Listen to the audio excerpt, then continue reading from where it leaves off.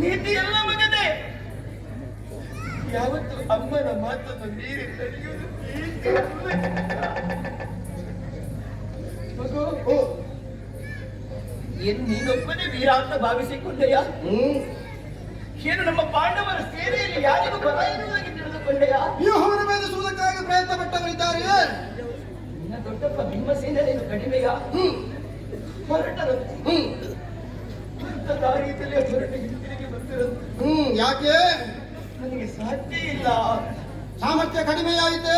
ಮಗುವವರ ಸಾಮರ್ಥ್ಯ ಎಲ್ಲಿ ಕಡಿಮೆಯಾಗಿದೆ ಹೇಳು. ಅವರ ಕಥೆಯನ್ನು ನನಗೆ ಎಷ್ಟೋ ಹೇಳಿದ್ದೇನೆ. ಒಂದು ಕಥೆಯನ್ನು ಹೇಳೋದಕ್ಕೆ ಬರುತ್ತಾ ಬಿಟ್ಟಿದ್ದೇನೆ. ಯಾವ ಸಂದರ್ಭದ್ದು?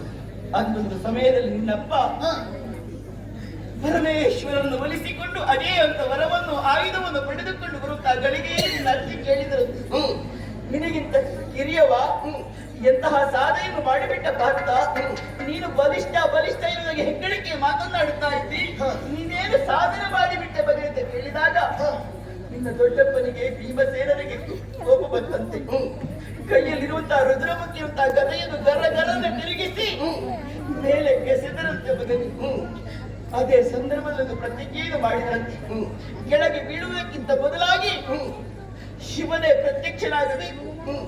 ಒಂದು ವೇಳೆ ಕೆಳಗಿಳಿಯದೆ ಹೋದ ಅಂತಾದ್ರೆ ಪರಮೇಶ್ವರ ಕೆಳಗೆ ಬೀಳುವಂತಹ ಗದೆಗೆ ತನ್ನ ತಲೆಯನ್ನೊಡ್ಡಿ ಪ್ರಾಣತ್ಯಾಗ ಮಾಡುತ್ತೇನೆ. ಪರಮೇಶ್ವರನನ್ನೇ ಪ್ರತ್ಯಕ್ಷೀಕರಿಸಿಕೊಡುತ್ತಾರೆ. ದೊಡ್ಡಪ್ಪನಿಗೂ ಚಕ್ರಕ್ಕೆ ಆಗಲಿಲ್ಲ. ಅವರಿಂದ ಆಗಲಿಲ್ಲ ಎನ್ನುವಂತಹ ಕಾರಣಕ್ಕಾಗಿ ನಮ್ಮಂತಹ ಹಂತಕಾರಿಗಳು ಪ್ರಯತ್ನ ಪಟ್ಟರೆ ತಪ್ಪೇನು ತಾಯಿ? ತಪ್ಪು ಅಂತ ನಾನು ಹೇಳು. ಹೋಗಲೇಬೇಕು. ಹೋಗುವುದಕ್ಕಿಂತ ಮೊದಲಾಗಿ ಬಂದು ಕೇಳುತ್ತಾರೆ, ಮಗ ಅಭಿಮನ್ಯಲ್ಲಿ ಸುಭದ್ರ ಅಂತ ಕೇಳಿದ್ರೆ ಹೇಗೆ ಉತ್ತರವನ್ನು ಕೊಡಬೇಕಿದೆ? ಅಮ್ಮ, ಒಂದು ವೇಳೆ ನನ್ನ ತಂದೆಯವರು ಇಲ್ಲಿ ಇರುತ್ತಾ ಇದ್ರೆ ಇಂತಹ ಒಂದು ಸುವರ್ಣಾವಕಾಶ ನನ್ನ ಪಾಲಿಗೆ ಪ್ರಾಪ್ತವಾಗುತ್ತಾ ಇರಲಿಲ್ಲ. ಆದರೆ ನಾನಿಲ್ಲದೆ ಇದ್ದರೂ ನಾನು ಮಾಡಬೇಕಾದಂತಹ ಕರ್ತವ್ಯವನ್ನು ಮಗ ಮಾಡುವುದಕ್ಕಾಗಿ ಹೊರಟಿದ್ದಾನಲ್ಲ ಎನ್ನುವ ಹಾಗೆ ನನ್ನ ಅಪ್ಪನಿಗೆ ಸಂತೋಷವಾದೀತಮ್ಮ. ದೊಡ್ಡಪ್ಪ ಭೀಮಸೇನರು ಕೇಳಿದೆ, ಅವರು ಹೋಗಿದ್ದಾರೆ, ನನ್ನ ತವನೇ ವ್ಯೂಹವನ್ನು ಭೇದಿಸಬೇಕೆನ್ನುವಂತಹ ಸಂಕಲ್ಪ ಅವರದ್ದಾಗಿರಬೇಕು.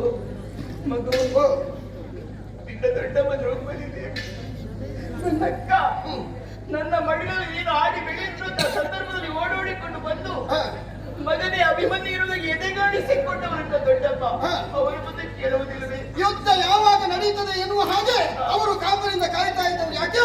ತುಂಬಿದಂತಹ ಸಭೆಯಲ್ಲಿ ಮಾನವಪಹಾರ ಆಗುವಂತಹ ಸಂದರ್ಭ ಶಪಥಬದ್ಧರಾದವರವರು ನನ್ನ ಈ ಸ್ಥಿತಿಗೆ ಕಾರಣರಾದಂತಹ ವಿರೋಧಿಗಳಿಗೆ ತಕ್ಕುದಂತಹ ಶಾಸ್ತ್ರೆಯನ್ನು ಮುಂದೊಂದು ದಿನ ಮಾಡುವುದಕ್ಕಿದ್ದಾರೆ ಎನ್ನುವ ಹಾಗೆ ನನ್ನ ಶಪಥ ಈಡೇರುವಂತಹ ಕಾಲ ಸನ್ನಿಹಿತವಾಯಿತು ಎನ್ನುವ ಹಾಗೆ ನೆಮ್ಮದಿಯಾಗಿತ್ತು ತಾಯಿ.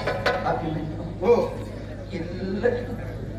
ಎಲ್ಲರ ಎದುರು ನಿಂತು ನಾನು ಉತ್ತರವನ್ನು ಕೊಟ್ಟೆ. ಹ್ಮ್. ಒಬ್ಬನಿಗೆ ಉತ್ತರವನ್ನು ಕೊಡುವುದಕ್ಕೆ ತಂದಿದ್ದಂತ ಆಸೆಯಿಂದ ಬಂದಿದೆ. ಯಾರಿಗೆ? ನಿನ್ನ ಕೈ ಹಿಡಿದಂತ ಉತ್ತರಿ ಹ್ಮ್. ತುಂಬಾ ಗರ್ಭಿಣಿಯಾಗಿದ್ದಾಳೆ. ಹ್ಮ್.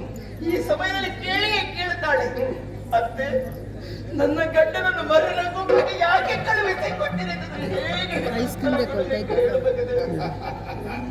ಏನಮ್ಮ, ಹಗ್ಗವಿಲ್ಲದೆ ನನ್ನನ್ನು ಬಂಧಿಸುವುದಕ್ಕೆ ಪ್ರಯತ್ನ ಪಡ್ತಾ ಇದ್ದೀರಾ? ಉತ್ತರೆ ಅಂತರಂಗ ಏನೆಂಬುದನ್ನು ಅರ್ಥ ಮಾಡಿಕೊಳ್ಳದೆ ಇದ್ದವನೇ ನಾನು. ನಿಮ್ಮ ಬಳಿಗೆ ಬರುವ ಮೊದಲಾಗಿ ಅವಳ ಹತ್ತಿರಕ್ಕೆ ಹೋದೆ, ಸಮಸ್ತ ವಿಚಾರವನ್ನು ಹೇಳಿದೆ.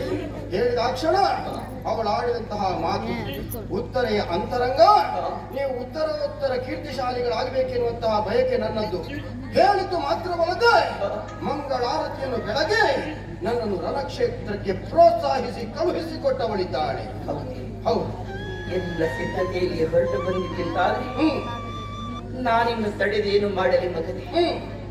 ಹೋಗಲೇಬೇಕು. ಅಡಿಯ ಮುಂದಿಡೆ ಸ್ವರ್ಗ, ಅಡಿಯ ಹಿಂದಿಡೆ ನರಕ, ಅಡಿಗಡಿಗೆ ಅಶ್ವಮೇಧದ ಫಲ ಒಂದಡಿ ಮುಂದಿಟ್ಟಾಗಿದೆ. ಯಾವ ಕಾಲಕ್ಕೂ ನಿರ್ಧಾರವನ್ನು ಬದಲಿಸಲಾರೆ. ಹೋಗು ಮಗನೇ. ಈ ಮಾತಿಗಾಗಿ ಕಾಯ್ತಾ ಇದ್ದೆ.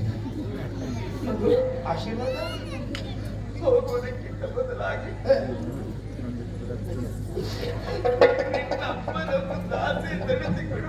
ಅಳತಾ ಹೇಳಬೇಕಾದ ಅಗತ್ಯ ಇಲ್ಲ ತಾಯಿ. ನೀನು ಬಾಯಲ್ಲಿ ಹೇಳಬೇಕಾದಿಲ್ಲ, ಕಾಲಲ್ಲಿ ತಲೆಯಲ್ಲಿ ಹೊತ್ತು ಮಾಡುವುದಕ್ಕೆ ಸಿದ್ಧನಿದ್ದಾನೆ ನಿನ್ನ ಮಗ. ಹೇಳಮ್ಮ. ಇದೇನು ಮಗನೇ? ಕಠಾರಿ ಶತ್ರುಗಳ ಕತ್ತನ್ನು ಕತ್ತರಿಸಿ ಅವರ ಉಂಡವನ್ನು ನಮ್ಮನೆ ಕತ್ತನ್ನು